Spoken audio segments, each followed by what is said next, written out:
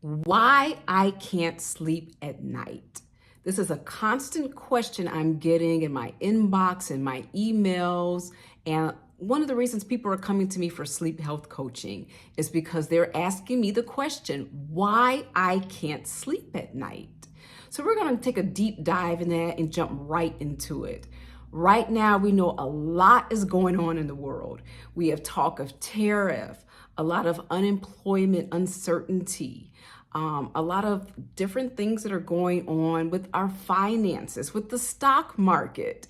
So it's really, really understandable right now why people are saying why I can't sleep at night. I was inspired by this video from a recent video from Dr. Tracey where she looked at sleepless nights and the brain action.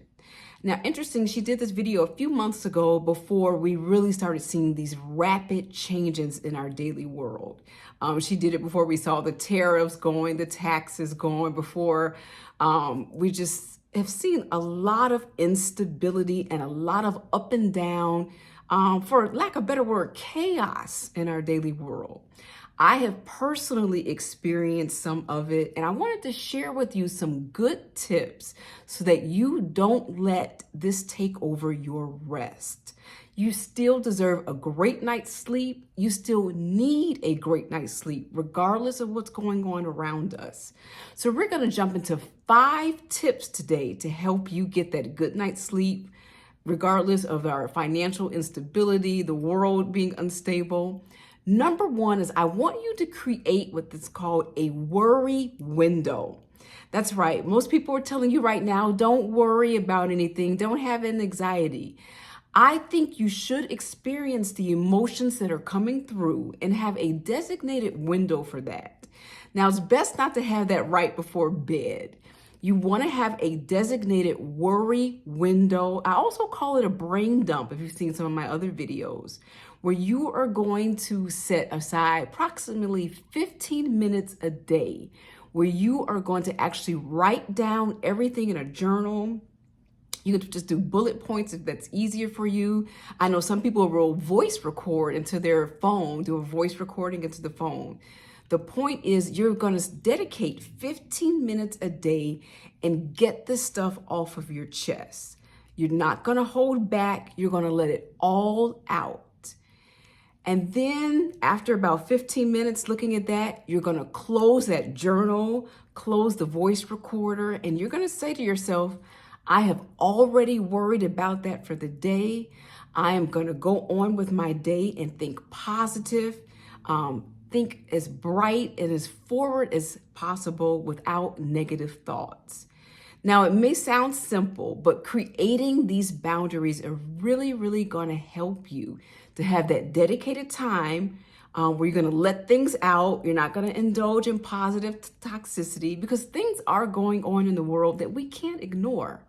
But you're going to dedicate that time, that worry window, so that you can get it all out and get that worry done with. Don't do it before bed, we said, so it's not lingering. Have that dedicated time during the day. Number 2, you're going to shift to a grounding nighttime routine. I think right now, a lot of people are going through their day with the news on. We see that there's constant, new orders coming out. We see that there's, that the stock market itself is taking a wild ride, the cryptocurrency, all of these things definitely cause stress and anxiety in our life that really decrease our ability to get that good night's sleep. So you're going to have a cutoff time for the news. I know the news in most cities comes on like at 9 or 10 o'clock at night. Not for you. Your TV is going to be off well before then. And you're not going to be doom scrolling either. You're going to need to set off that time for not just the news, because a lot of people don't even watch TV anymore, but social media. Social media is very much bombarded with a lot of the negativity and all of the things that are going on. And I believe that social media, a lot of it can be encouraging you to be anxious, to be upset, and to be panicky. So that's one thing you're just going to cut off so you don't have to deal with that. You're also going to dim your lights. So right now I'm filming under kind of bright light so you can see me. But in the evening time, you're going to dim that light and you're going to start preparing the brain to let the brain to know it is safe and a nice time for you to get some great rest. You're also going to use some aromatherapy in the evenings. I have one of my favorite oils here. I love, love, love lavender and just smelling that. So you can put a little bit of lavender oil in one of the machines that'll actually fill your atmosphere and letting your body know that it's time to rest. They've actually done tons of studies on the lavender. It's one of the top fragrances that will actually help you get a good night's sleep. You're also going to do a calming ritual. There's so many calming rituals. So you don't want to do a lot of heavy exercising before bed because it gets your endorphins running and you're getting kind of hyped. So that's a great thing to do first thing in the morning. So gentle rituals is what we're talking about. You're gonna do gentle Pilates, gentle yoga, do some stretching. For those of you all who know me, my nighttime ritual, I love magnesium baths. Those are my absolute go-to. You could either use Epsom salt to make the magnesium bath or get some magnesium flakes from the health food store. Another nighttime ritual I've been encouraging people, sipping on tea is so soothing. There's a whole art form. There's a reason that tea has been around for thousands of years, and it can become a part of your evening ritual. One of my favorite herbs, which is surprisingly so, is dandelion root. If you find yourself waking up around 2 a.m., that could actually indicate some issues with your liver. Dandelion is a great, great liver detoxifier. So this will help you get some sleep if you find yourself waking up at odd times of the night and unable to go back to sleep. So an evening ritual I have is I'll usually use 2 tea bags of the chamomile or the dandelion. I have some of my chamomile here too. So I will either mix them together, use them interchangeably, one night the other, another night another one. Always check with your medical professional to see if these teas are okay for you, but it's a great, great way to get a grounding night routine. When you do this, you're telling your body it's okay to rest now. And over time, that will start to stick. This habit over time will definitely start to stick. One of the major, major things right now that we all can really embrace is breath work. And as I say this, I want to really encourage people because we're all dealing with this at different levels in different forms. I know I've had some elderly clients who are worried about their retirement savings, their 401k, as the stock market takes its up and down roller coaster ride. I have younger clients who are, really upset and wondering about job stability right now for themselves. So everybody on a different level is dealing with all of the chaos in the world that's going on right now. So I want to encourage each one of you for your step number 3 is using breath work. I'll probably do an entire breath work video to really go do a deep dive on what that is. A lot of us do a lot of shallow breathing, and so that means we're not getting as much oxygen to the cells that we need to get. Doing this breath work will actually calm us down, decrease anxiety, and doing a breath work routine before bed will actually help you to get a great night's sleep. Number 4, you want to protect your sleep space and make it sacred. So we know we love to have our cell phones, our tablets, our laptops. Get those out of the bedroom as much as possible. No TV in the bedroom, no laptops, no tablets. Charge your cell phone. Sometimes I know that's our only communication, but charge it across the room. Don't have it near you. A lot of the blue light coming off of those devices definitely inhibits the amount of melatonin that we're all taking in. So being that those are melatonin inhibitors, we need melatonin to get a great night's sleep. So that's something you definitely want to focus on. We already talked about dimming the lights, having that nice lighting. Making your space a sacred space as much as possible as you can. I know a lot of us are mothers. Those small kids, they need to be walked back to their rooms because this is a sacred space for mom and or dad to get the rest that they need to be at their best in the morning.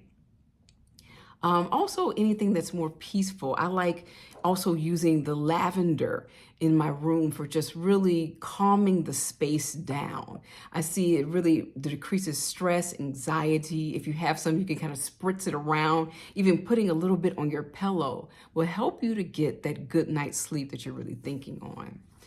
And I want us to all, number 5, I think we covered number 5, 4, but it's really to focus on what you can control. Being obsessed on the latest orders that are coming out, on the latest tariff, do's or don'ts or not, or if it's going to go, and just really being obsessive is really detrimental to our mental health, and it will impact our sleep. So I want everyone to really realize there's some things we can't control and some things we can. Doing the best with those things that we can control and releasing those things that are really just out of our control and putting them on a higher power. And some of the things that are in our control, maybe we need to adjust budgets. I am not a finance person, I'm a health person, but if we need to adjust budgets for ourselves, do some adjustments and pivoting where it comes where our various money is going at this time, making decisions, those of us who are business people or looking for various careers. A lot of pivoting is going to be needed at this time to really push forward. So just to kind of do a recap of those 5 things. Number 1, create that worry window where you're going to just do that brain dump, get all this stuff off of you. Having a grounding, number 2, nighttime routine. And in this routine, you're going to eliminate, like I said, the news, the doom scrolling, anything that's really keeping your mind too occupied, making it think that it can't rest. Breath work is ultimate. We'll dedicate a whole video just to get you on board with the breath work. Protecting your sleep space, making sure this is a sacred space where you have great natural fabrics. You've blackened out any daylight that's coming in. Also blackened out any street lights and any of that lights are coming in. Using even noise reducers can super help. So that's really a quiet, calm, and getting that blue light out of there. And number 5, focus on what you can control. There's a lot of things that are out of our control right now. So we really need to be focused. A couple of bonus, I showed you some of my favorite teas. I love this to help get me to great night's sleep, dandelion. So now you don't have to keep asking why I can't sleep. I have a free PDF just for you. Click down below in the description. It's free of cost to you. Even some of the things that I recommended today, I don't know if you can see the price. This was like $7.95 to help get a great night's sleep. So I know we're all going through these things right now where we're feeling heavier. The days seem longer and it's harder to get through. But do not let your rest get compromised. I don't want anyone asking me why I can't sleep. I've given you some great tips today to help release a lot of the tension that's going on right now. And also the free PDF. Don't forget to download that as well. You'll find that following some of those tips will help you to get good sleep tonight. Not next week, not next year, but actually tonight. So take care. I'm Dr. Robin, your sleep health coach, and I'll see you next time.